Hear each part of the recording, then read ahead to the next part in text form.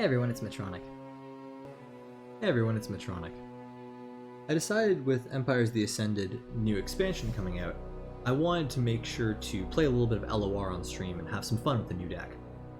So I did a bit of theory crafting in the first hour of the stream and ended up coming up with Freeze the Clock, a Lissandra Zilean based deck that works around a mix of Predict to ensure you can draw exactly what you need, the ability to advance landmarks multiple rounds, and Lissandra summoning Frozen Thralls and being able to really accelerate that game plan, topping it all off with Promising Future to be able to summon multiple Frozen Thralls at once, leveling up Lissandra instantly and creating a very, very aggressive win condition as early as, I believe, turn 6. Hopefully you enjoy. Please let me know what you think. Leave a message in the comments below. I'd love to hear what you think about the deck and if there's any improvements you could see being made. Thanks so much for watching. Take care. This person's playing a Swain Zilean deck. They're looking to deal chip damage, which is the level up condition for Swain of dealing 12 damage, non-combat damage, and making sure that they have Zilean as a way to deal that extra damage. So looking at my hand right now, I don't necessarily have something for the Clockwork Curator, but I want to keep it because it's a very powerful tool and could be extremely useful if I manage to draw into one of my lower cost units. Because my deck is extremely low cost, I decided to keep the Shaped Stone and the Clockwork Curator just to ensure that I can make value off of whatever I have.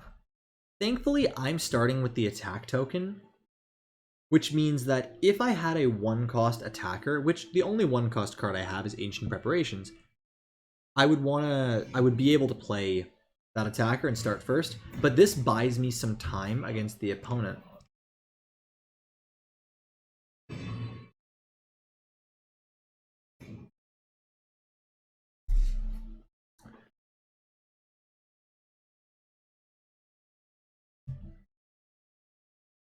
So of course you brought me emote to say hello, and thanks to Predict, I know exactly what I'm drawing off the top. I'm perfectly fine passing this round because I have no use for my spell mana here, and I want to make sure I can save spell mana to potentially do Promising Futures and Clockwork Curators next turn. So what I want to do is I want to start off by summoning Lissandra.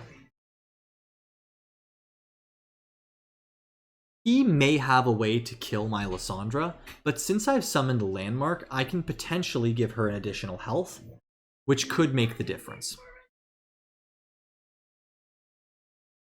So the fact that I have this Shaped Stone makes me feel confident that I can start an attack here and still be okay.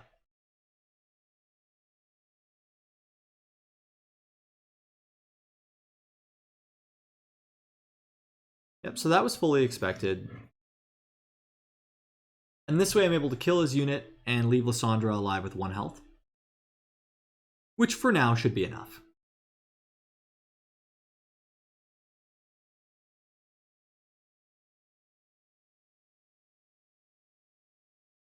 It'll be interesting to see if the opponent has decided to include powerful cards that can deal additional damage, which they should. They're playing a mix of Noxus and Shurima. But I'm not sure if they have ways that they can deal damage that will be effective enough to kill this Lissandra. Even if Lissandra does die here, I'm not overly worried about it because I want to start getting out Watchers, and even without the leveled Lissandra, the Frozen Thralls, and even without a leveled up Lissandra to get out Watchers, I can make sure that I can still summon 2 8/8s with the Frozen Thralls, and that could potentially close the game. Moving forward, I don't think I'll be attacking with the Lissandra. That could have been a mistake.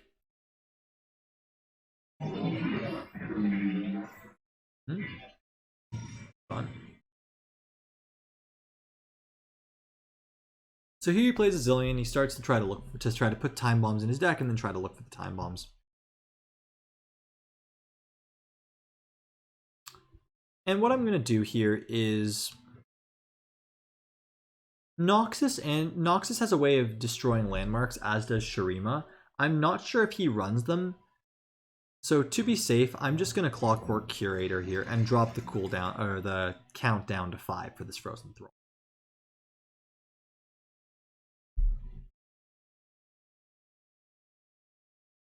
This will allow me to preserve the maximum number of spell mana moving into the next turn, and will allow me to play the Darklorn Inquisitor, or the Draklorn Inquisitor. Now, the only reason why I wouldn't want to play the Draklorn Inquisitor and let him go first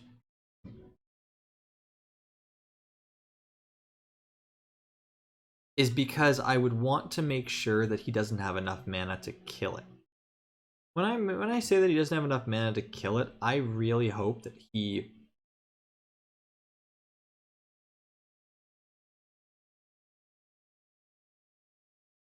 would not be able to destroy and deal 5 damage. But he's proven on previous turns that he can do that. So what I'm going to do is I'm going to save the Draklorn until next turn, while being able to activate the Promising Future on my Frozen Thrall. So here he uses his Rite of Negation to destroy a mana gem and stop my fast spells, my slow spells, and my skills.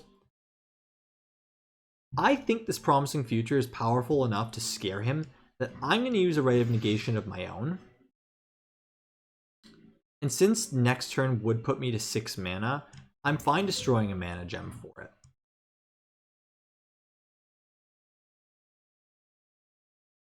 Now, seeing that it's Rite of Negation and not just a deny, he won't be able to stop this on his own. Now, since I have both of these units, I will attack. He should block this, because once he does, one of my units will drop to 1 health and will die next turn to the Time Bomb.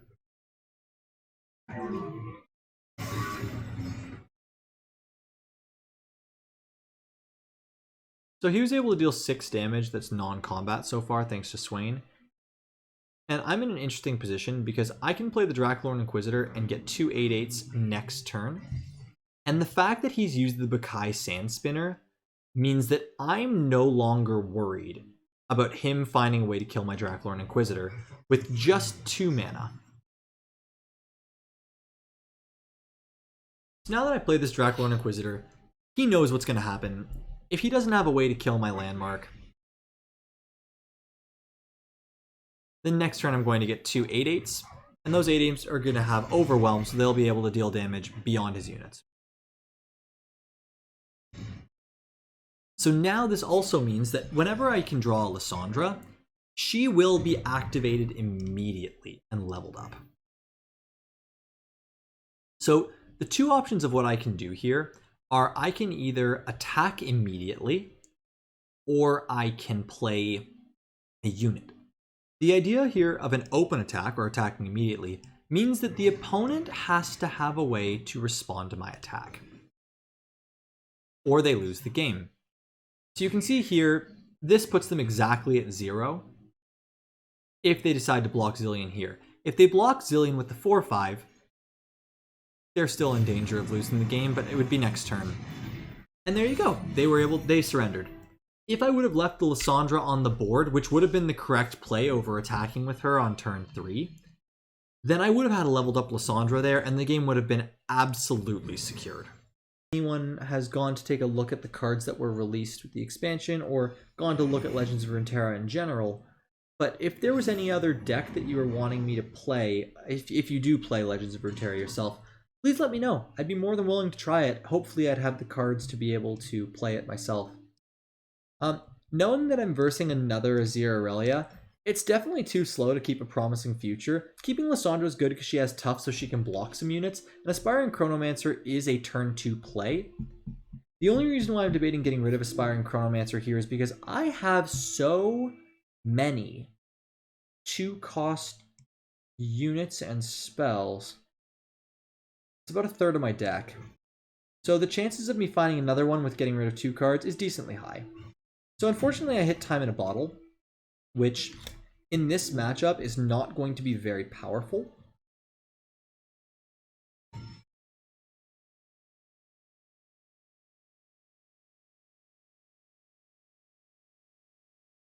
Thinking back, the other unit that I can put in if I find that I'm lacking a unit in the mid game to do something for me, there's a 4-cost Sharina unit that says destroy a landmark. If it's an allied landmark, then you can summon a 5/4 unit, which is very powerful. Thankfully, I'm able to get Zilean off the top of the deck, which means that I have a turn 2 play.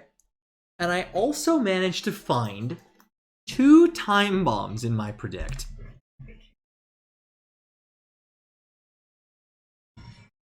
This person's going all in trying to summon these clockworks.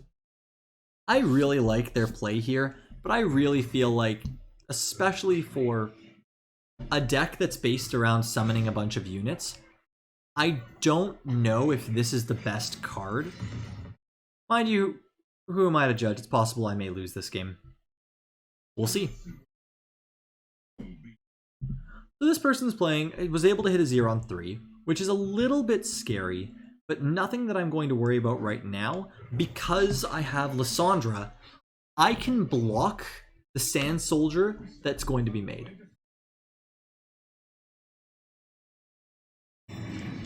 So because I can stop the Sand Soldier with Zilean and only take 1 damage, I'm actually going to attack with the Lissandra into the Azir to try to threaten about killing that Azir. The way that I can threaten to kill it is a mix of Blighted Ravine to deal 2 to everything, and the Time Bomb that will deal 1 to everything. So I'm going to play the Time Bomb first because I want to be able to draw and see what I can get. So I got the Clockwork Curator. So what I can do if I really need to is I could actually just explode this now, but I don't need to. So what I'm going to do is I'm going to play the Clockwork Curator and advance my Frozen Thrall. So cute. And I think I'm not really worried about attacking. I'd rather have units ready for defense. So I'm going to end my turn here.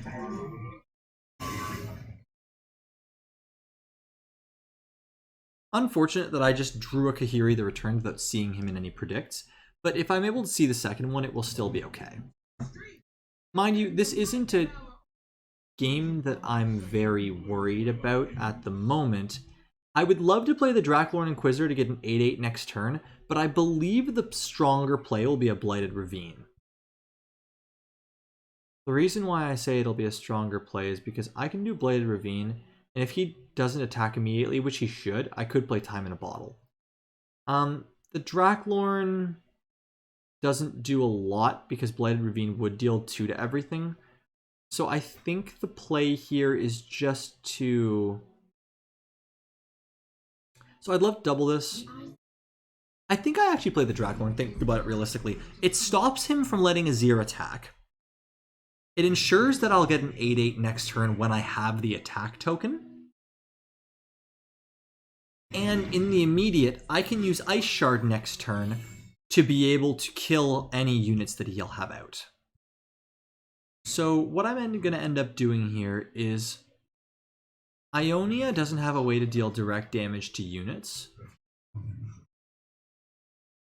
So I'm going to block like this. I don't mind taking the 4 damage to my Nexus because it should become tough soon enough. And if I'm able to find another Time in a Bottle or a way to predict or a way to advance this landmark down below 4, I will win the game in the next turn or 2. So the immediate thing I'd want to do here is I want to use this Predict, because that will dictate the rest of my turn. So I'll use Predict on the allied landmark. Hitting another Succumb to the Cold next turn is pretty good because it means I could use it this turn. But it also, the Kindly Taverkeeper is probably the best option because I'll be taking some damage to my own Nexus, and all he wants to do is kill me as quickly as possible, where this will buy me more time. So what I'm going to do is I always attack with the 8/8. I don't believe I attack with anything else because I want this Draklorn Inquisitor to stay alive. And I leave myself enough mana to Frostbite something or to use Rite of Negation on whatever, if anything, they decide to play. So they play Dancing Droplet. I'm fine with that for now. They play Navori Conspirator, which is fine, because whenever Dancing Droplet's recalled, they draw a card. They're just trying to find a way to level up Azir as soon as possible. And I can definitely understand that, because Azir is going to want to level up, and once he's leveled up, he will start summoning a bunch of units with very much attack. The way that I want to play around this is he has many more things he wants to play on his turn. So I can wait, and if he decides not to play more things on his turn, then I'll be fine. So what I'm actually going to do here, now that he's committed the Sparring Student, I'm not going to get greedy and see if he plays a Dancing Droplet. I'm just going to play Blighted Ravine. What this is going to do is my Lissandra will become a 2-1, my Zilean will become a 1-1. I'll have a 4-1 Draklorn Inquisitor.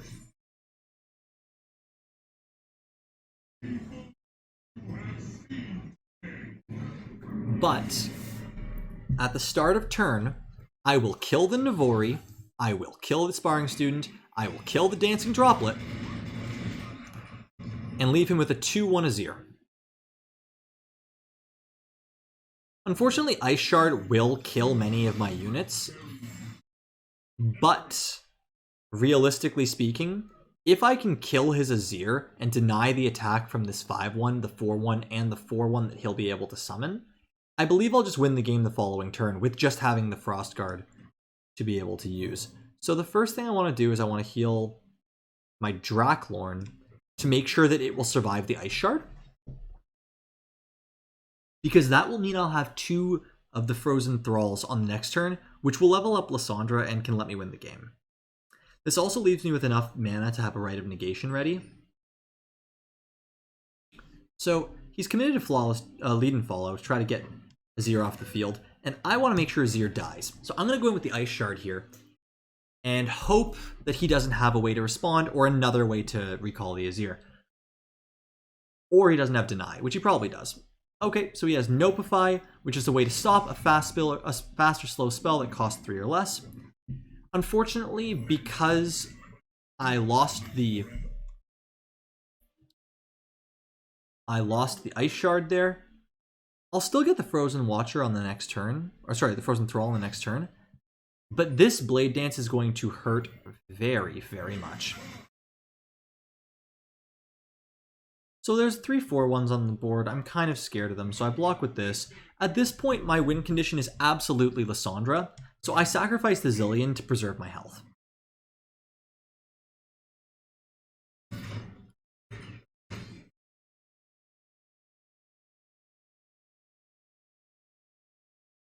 So I'm about to die.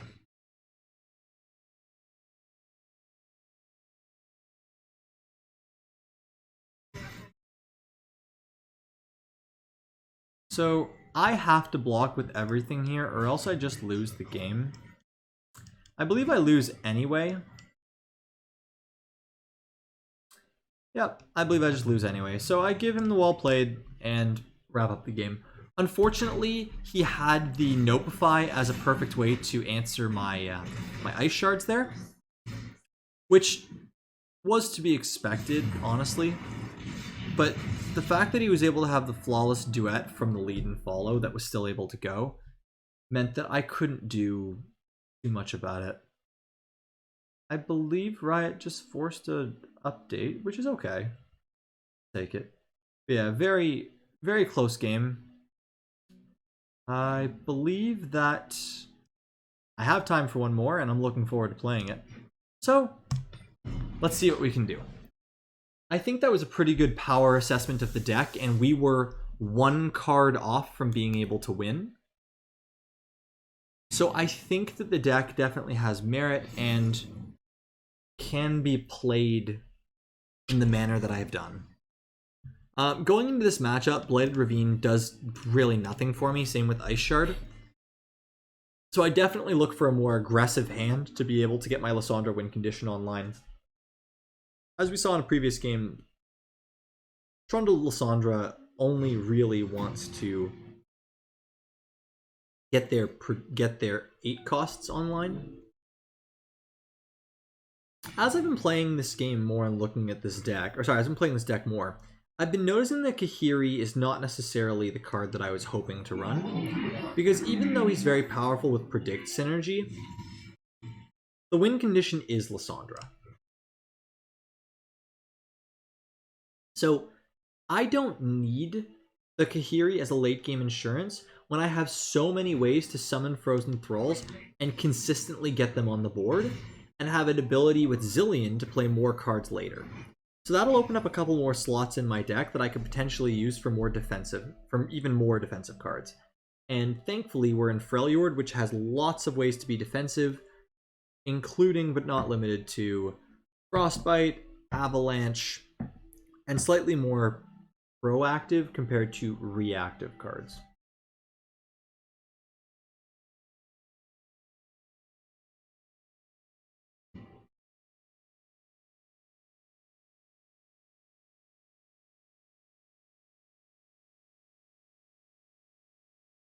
So he plays the Lissandra here, and I match it.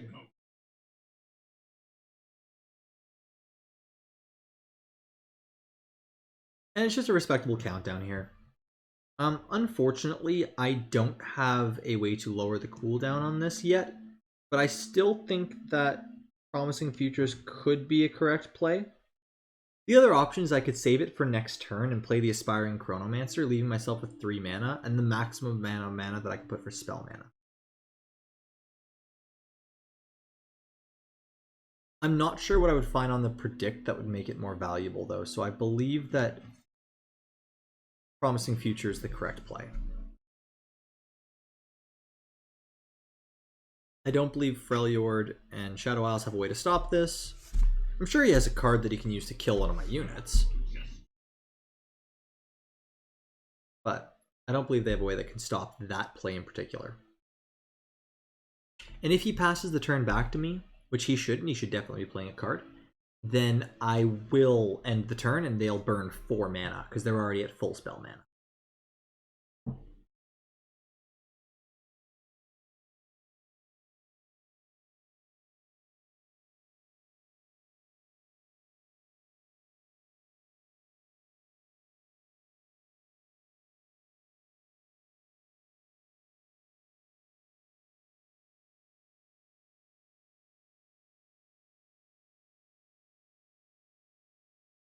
So he plays the units, that's fine, but we're both just kind of waiting right now.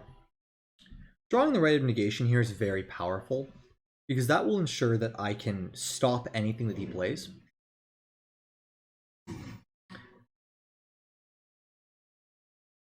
As far as spells go, I definitely play the Aspiring Chronomancer here, hoping to draw something that can reduce a landmark.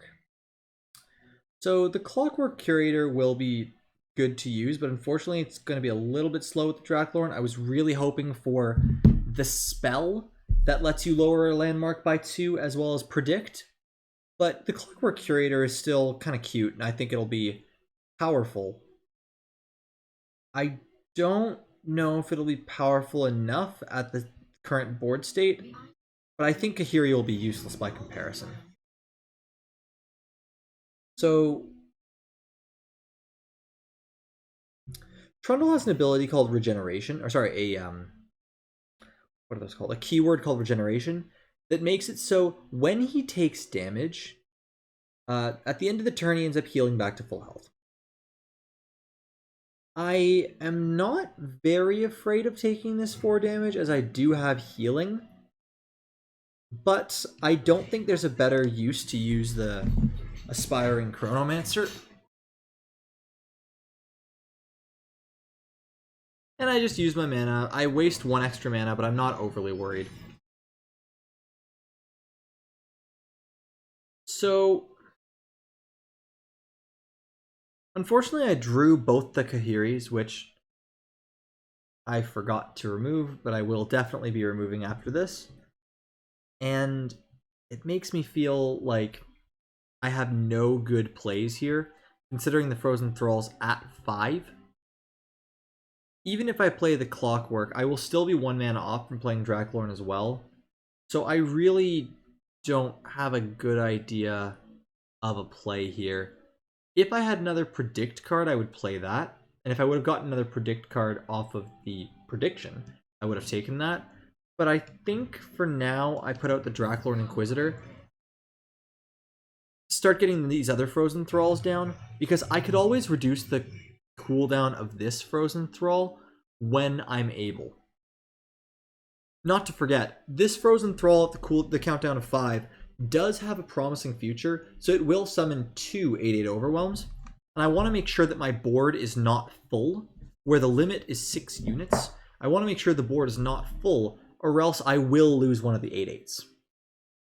That's the reason why I wouldn't want to play the Clockwork Curator, but it's my turn to attack. I'm not going to look to attack here because he has Trundle as a way to block. The Ice Pillar costs 8, so thankfully I'll have time. And this is pretty perfect because what I can do is I can advance the Frozen Thrall.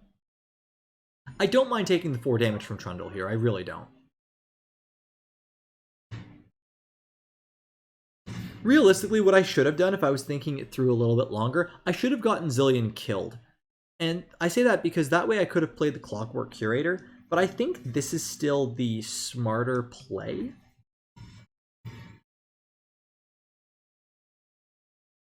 And when I'm looking for next turn, I will probably end up doing the freeze. I don't actually think I play anything here. I know it burns a lot of mana, but next turn I get the attack token and I should be able to close out the game.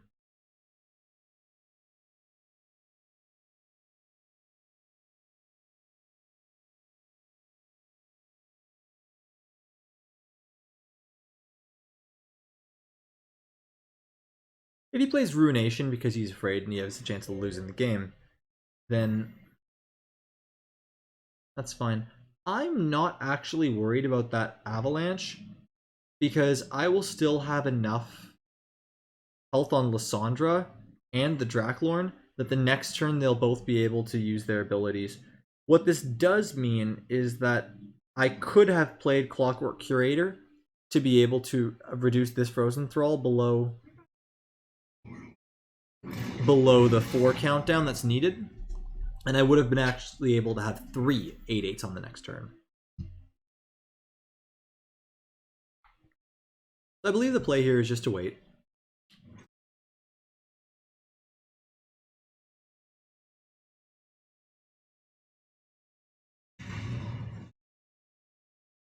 That's Lissandra's level up animation. It's pretty cool.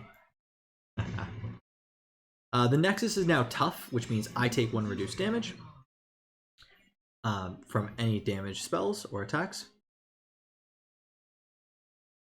Unfortunately, I can't quite get the Watcher out yet, but what I can do is, since I don't really have units that I would want to attack with,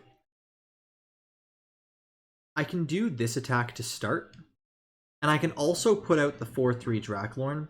And the reason why I put out the 4/3 Draklorn is because I want a reason to use Succumb to the Cold.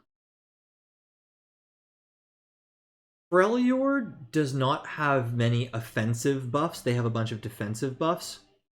And what I can do is I have the amount of mana that I can use Rite of Negation as well as Succumb to the Cold as needed. As you can see here, he's struggling, he's worried about potentially dying. I am okay to let both of these attacks go through, because I have the ability to stop any spells, like Ruination, that he could use to try to defeat my board.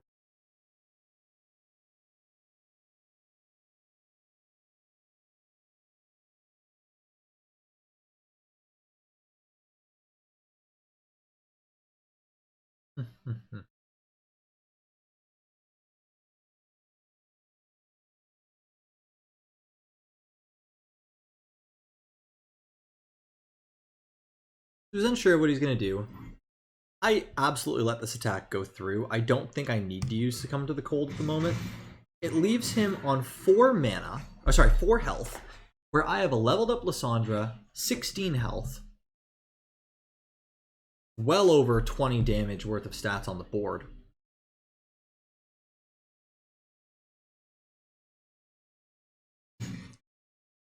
So now he's got the Ice Pillar, and he's looking to get Lissandra leveled up. He may play another Trundle, which can give him another Ice Pillar to level Lissandra next turn. But I'm not too worried about it because I'm going to get another 8/8 on the next turn. So I think I just pass here.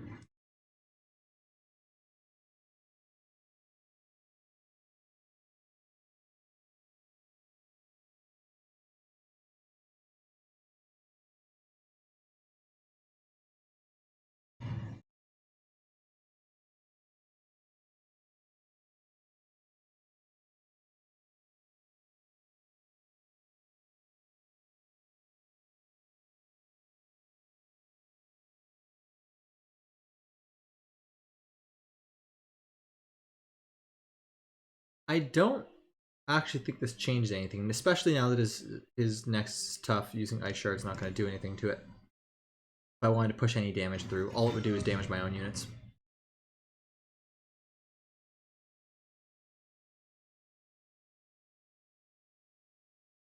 Yep, so his hand's at capacity, so he burnt a card. And Fading Memories would have been an extremely powerful card for him because he could have done another Ice Pillar.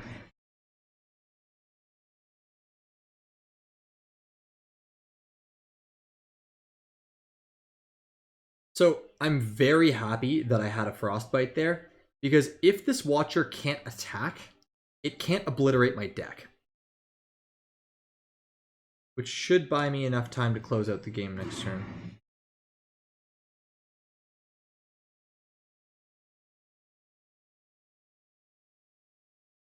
I don't...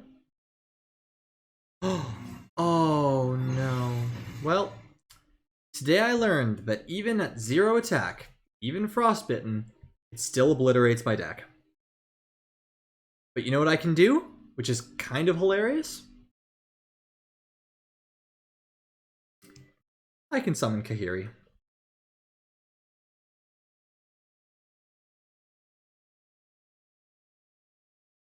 So now my deck's not empty, which means I don't lose at the start of next turn.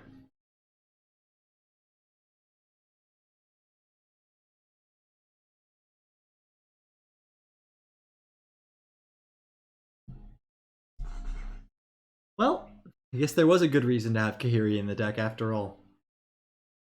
Maybe he will stay. It gives me a very good way to beat a Lissandra counter.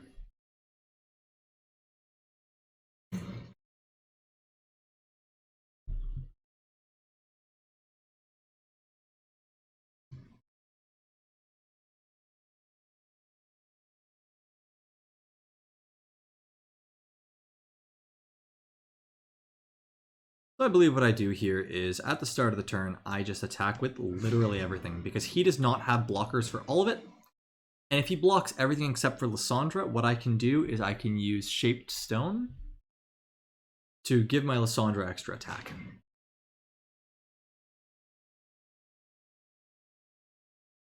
And even still, these 8/8s, and well, damage 8/8s even, have Overwhelm. So extra damage over the amount of their health will be done to the Nexus.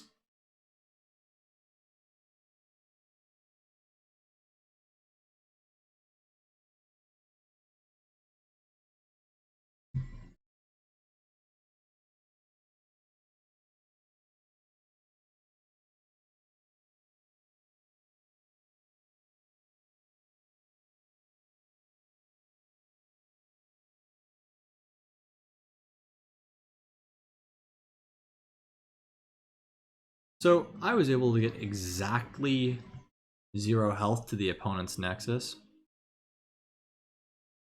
if this attack goes through.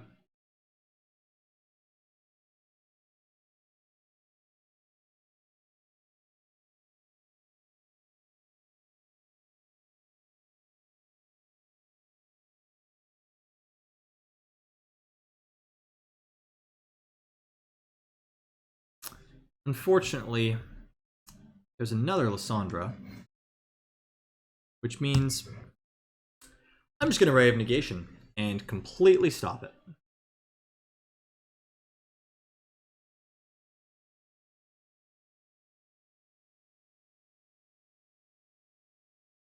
Yep, because as soon as I play Rite of Negation, any card that is on the stack that belongs to the opponent gets stopped. And that's the reason why we run it. So, as we go into the final games of the night, we have a mono Anivia deck. And what this is going to do is it's going to use Shadow Isle's ability to revive units that have died in the round to try to get 3 or 4 copies of Anivia on the board and deal constant damage to us and slowly chip us down. Thankfully, we'll have Lissandra. I don't believe that this region runs landmarks, and I don't have a hand that will support the Naturalist. But I look for a slightly lower curve, or more impactful units. So, I'm thankful that I have an Aspiring Chronomancer for turn 2, in that when I play it here, I'm looking for something like Lissandra. I don't hit Lissandra, but I do hit Zilean, and he can be another win condition as I go. I don't block this attack because when this unit dies, it summons a 4 attack, 3 health, Escaped Abomination, and I'm only taking 1 damage at the moment. So I could play the Kahiri, or I could play the Zilean. If I played the Zilean, I'd be able to use Time in a Bottle, but I don't have a landmark for that. So I do think Kahiri is the right play here to be able to push more damage. It also sets me up better for any card that gets played by my opponent. Yep, so my opponent uses Glints Beyond to kill a unit, draw 2 cards. And that means that there's a 4/3 Escaped Abomination there. Unfortunately, that means I can't attack with this 2/3 because the 4/3 would block it. And if I attack with my own 4/4, that 4/3 is going to do what's called a trade down to be able to kill my unit when it would have 1 less health than required. So I'm just going to wait and not worry about attacking him this turn. What I'm looking to do on this turn 4 is I'm looking to play Zilean and start trying to find some bombs.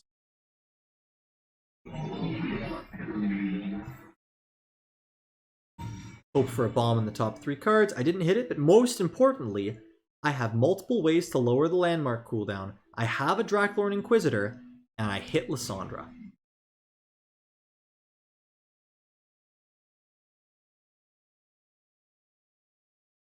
So he's going to use Entreat to draw a champion. That champion will always be Anivia, because that is the one champion that he's running. I'm not looking to do anything here. And I get to keep 3 spell mana moving into next turn, which is one of the most powerful plays I can make.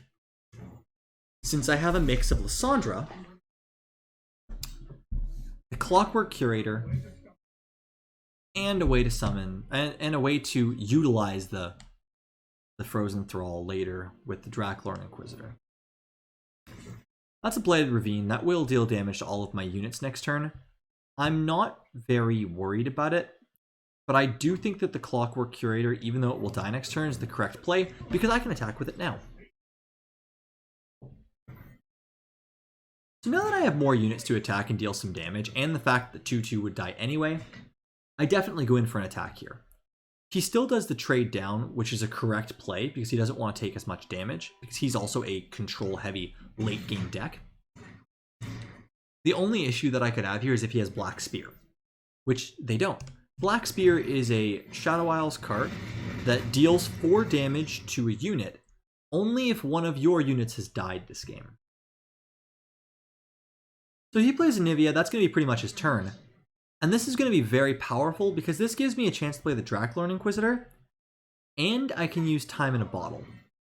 So he decides to attack with Anivia because he wants it to die. Kahiri's going to die anyway, but this lets me block 2 damage on the Nexus. The reason why this works is because without Overwhelm, if a blocking unit dies on the opponent's attack, the attack doesn't actually go through.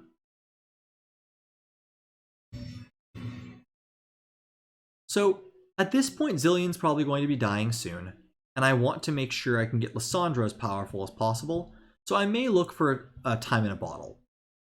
But my hand is looking kind of weak, and I can use the Desert Naturalist to summon a Grumpy Rock Bear off of this, so I may actually just go for the Time Bomb anyway.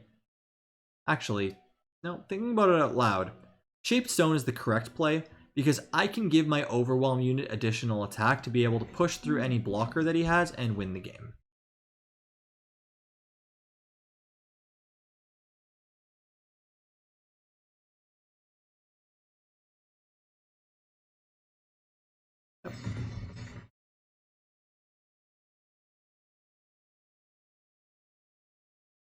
So what I'm going to do here is I'm actually going to use the Desert Naturalist on my landmark, and that leaves me with enough mana for a Rite of Negation if he decides to use Ruination on his turn.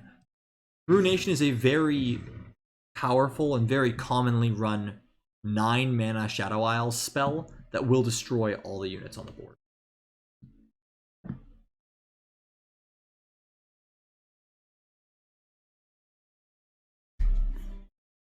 So the Chronicler of Ruin is used there to be able to get an additional Anivia, but what I'm going to do, because I have to, is I'm going to attack with everything.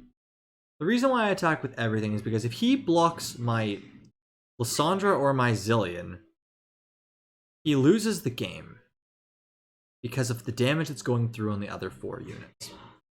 If he has Harsh Winds, which is a burst speed spell to Frostbite 2 units, that will be very unfortunate. Yep, and it's Anivia's Harsh Winds, so that makes sense that he would have it.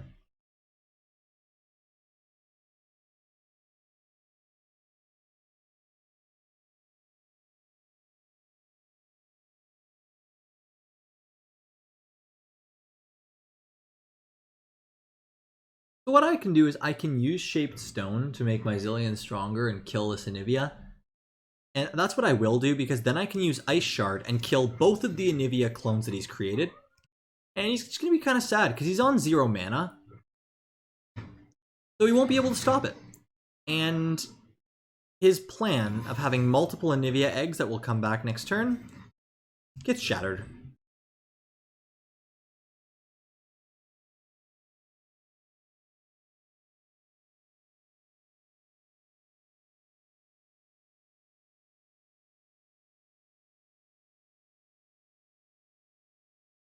So unfortunately, because I did the Rock Bear play, I do not have a way to level up Lissandra at any point in the remainder of this game based on the amount of hand space and hand draw that I have.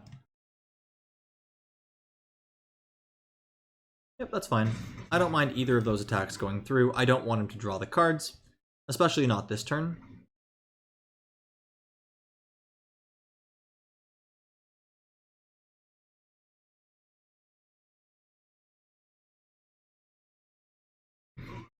I'm not a big fan of that going through, but I was feeling like he wouldn't have much to be able to get as a 3-mana unit anyway. As the turn starts here, I just attack right off the bat because at most he has 2 units that can block. And that means he should be exactly dead. It's possible he has another way to Harsh Winds or freeze my units.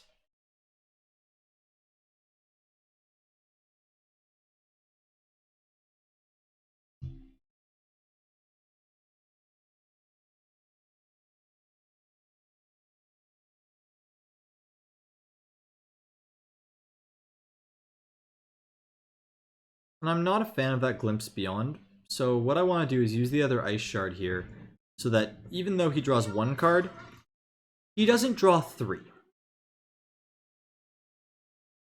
That also sets his Nexus on 1 health, so if I'm able to get another Ice Shard off the top as I do run 3, then I'll be able to close out the game.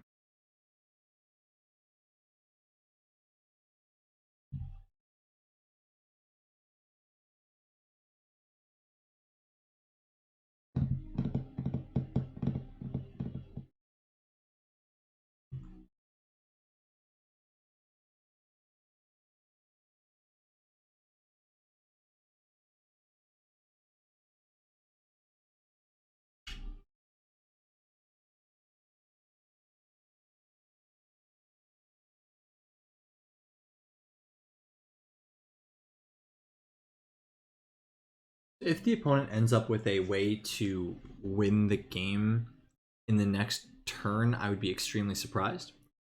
They could have a way to clear my board, but once again, I have the Rite of Negation that I've made sure to save. So that's a Vile Feast. It only deals 1 damage. I'm not very worried about that. And here I play the Zilean, looking for a way to deal damage off the top. So the Time Bomb is the best option I have because I need to be able to draw more cards. So I take it.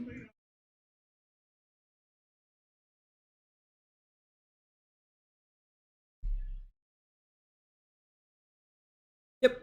So he uses Vile Feast to try to get some more health back, buy himself a bit more time.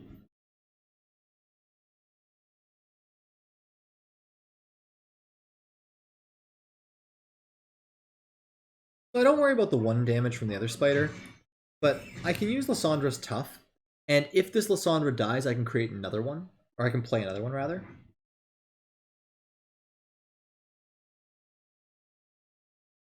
So that's what I was fully expecting and waiting for. So since he has the Ruination, and that's his last-ditch effort to win the game, I stop it with Rite of Negation. Yep,